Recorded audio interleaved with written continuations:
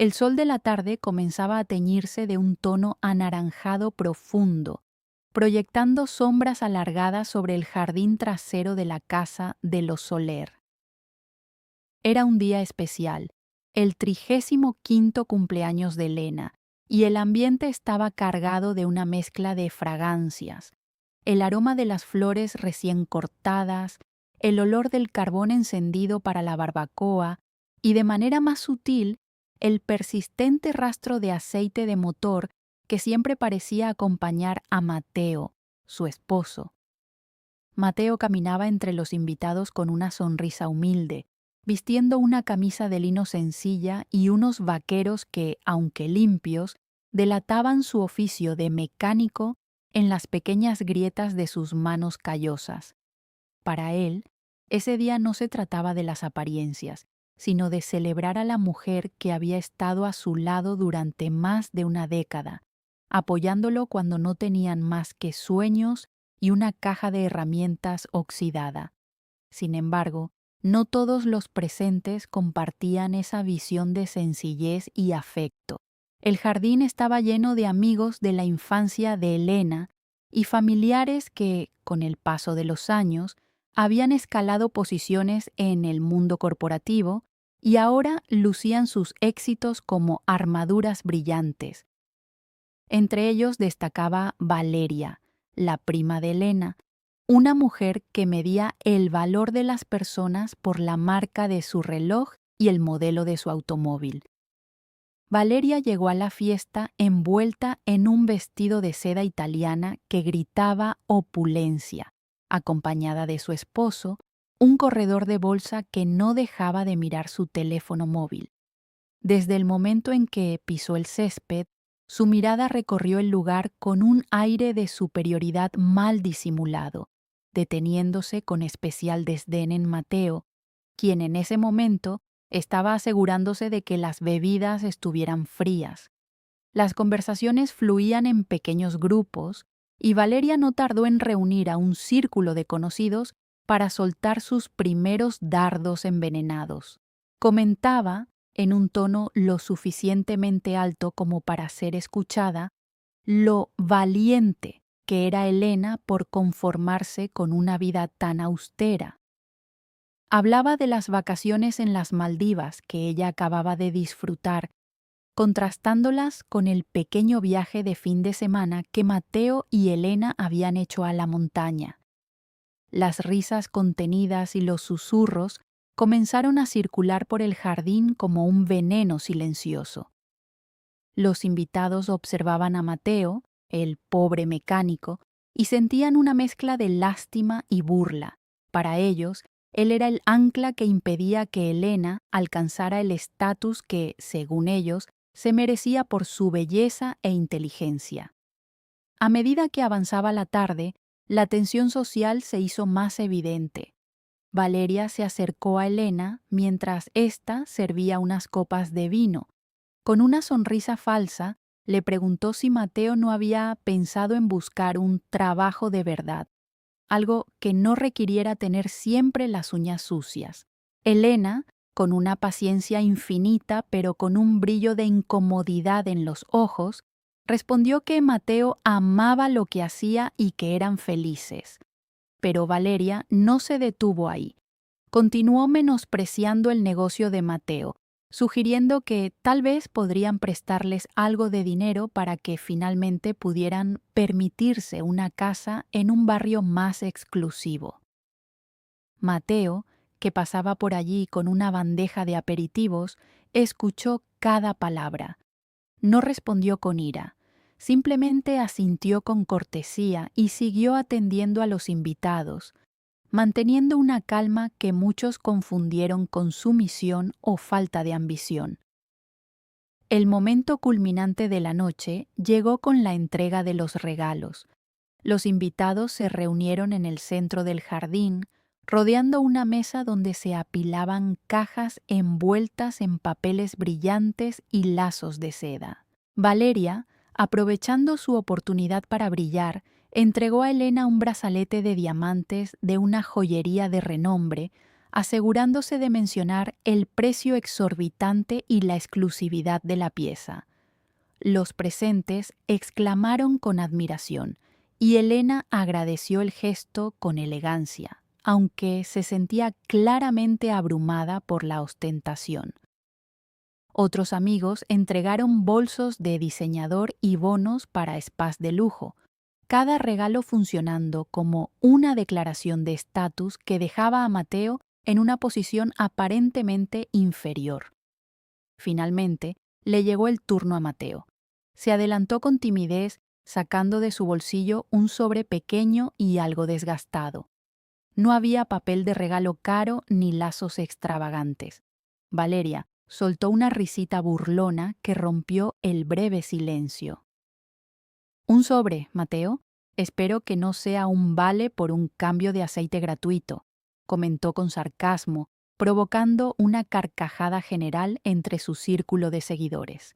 Las miradas de burla se clavaron en él, esperando ver su reacción ante la humillación pública. Elena, sintiendo el peso del momento, tomó el sobre con manos temblorosas, tratando de proteger a su esposo de la crueldad de los invitados.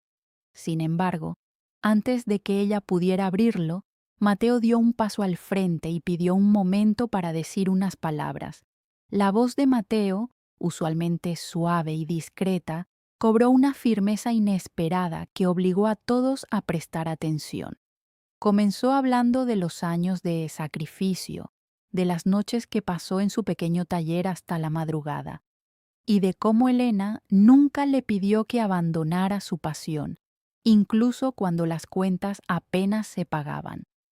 Habló del valor del trabajo duro y de cómo la verdadera riqueza no siempre se ve en la superficie. Los invitados intercambiaban miradas de confusión. Algunos todavía sonreían con suficiencia, pensando que era solo un discurso sentimental para ocultar su falta de medios. Valeria bostezó ostentosamente, mirando su reloj de lujo, impaciente por terminar con aquel espectáculo que consideraba aburrido. Pero entonces, el tono de Mateo cambió. Explicó que durante los últimos 5 años no solo se había dedicado a reparar vehículos convencionales en su taller, había estado trabajando en secreto en un proyecto de ingeniería avanzada, un sistema de patentes relacionado con la eficiencia energética y la propulsión híbrida que resolvía un problema que las grandes automotrices habían ignorado durante décadas. Mientras los invitados procesaban esta información, Mateo le pidió a Elena que abriera el sobre. Dentro no había un vale de descuento, sino un documento legal doblado y un extracto bancario que mostraba una cifra con tantos ceros que Elena tuvo que parpadear varias veces para creer lo que veía. Mateo reveló que apenas una semana antes había cerrado la venta de una de sus patentes a un conglomerado internacional de tecnología automotriz. El contrato inicial se había firmado por una suma multimillonaria y él seguía conservando la propiedad intelectual de otros 3 inventos que ya estaban en proceso de licitación. El silencio que cayó sobre el jardín fue absoluto, un vacío pesado que solo era roto por el sonido de los grillos. La cara de Valeria pasó del sarcasmo a la palidez absoluta. Su brazalete de diamantes, que momentos antes parecía la joya de la corona, ahora parecía una baratija sin valor frente a la magnitud del éxito de Mateo. El hombre al que todos habían despreciado por tener las manos manchadas de grasa era, en realidad, el más exitoso de todos los presentes. El discurso de Mateo continuó, pero no con arrogancia. No buscaba restregar su riqueza en la cara de nadie, sino dejar claro que su humildad no era debilidad.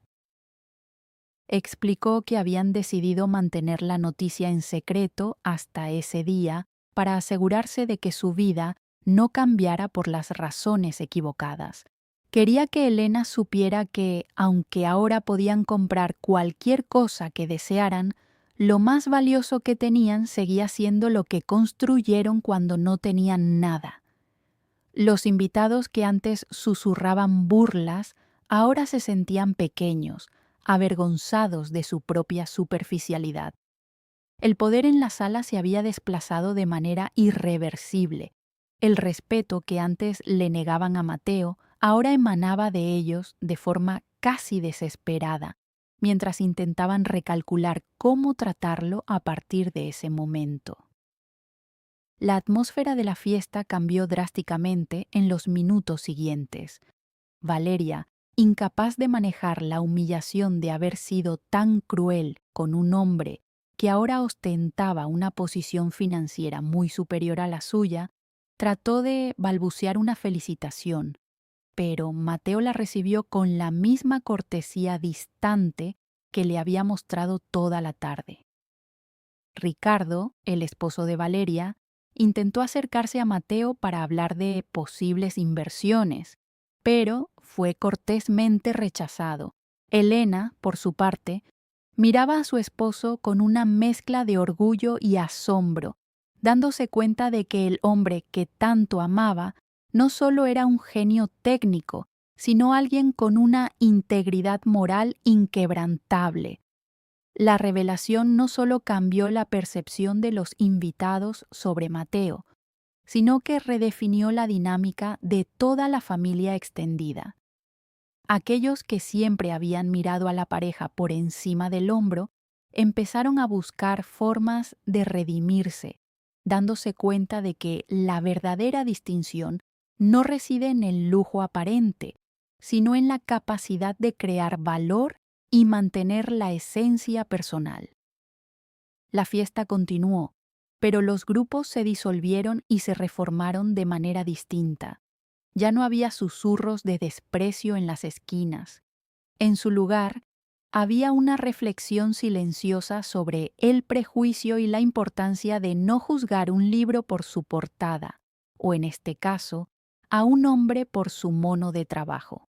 Al final de la noche, cuando el último invitado se hubo marchado y el jardín volvió a quedar en paz bajo la luz de la luna, Mateo y Elena se sentaron juntos en los escalones del porche. El silencio ya no estaba cargado de tensión, sino de una serenidad nueva. Elena apoyó la cabeza en el hombro de Mateo, observando sus manos, todavía con aquel rastro de aceite que se negaba a irse del todo. Se dio cuenta de que, a pesar de los millones y del reconocimiento global que vendría, Mateo seguiría siendo el mismo hombre que encontraba belleza en el funcionamiento de un motor y que valoraba la lealtad por encima de cualquier cheque. El éxito no los había cambiado a ellos, simplemente había quitado la venda de los ojos de los demás, revelando la grandeza que siempre había estado allí, oculta tras la sencillez de un taller mecánico. Mateo le dio un beso en la frente y, por primera vez en mucho tiempo, ambos miraron hacia el futuro con la certeza de que su mayor triunfo no era el dinero, sino el haber permanecido fieles a sí mismos mientras el mundo intentaba menospreciarlos. Tras esa noche, nadie volvió a subestimar al mecánico humilde de Villa Serena, cuya mente brillante había construido un imperio en silencio, pieza por pieza,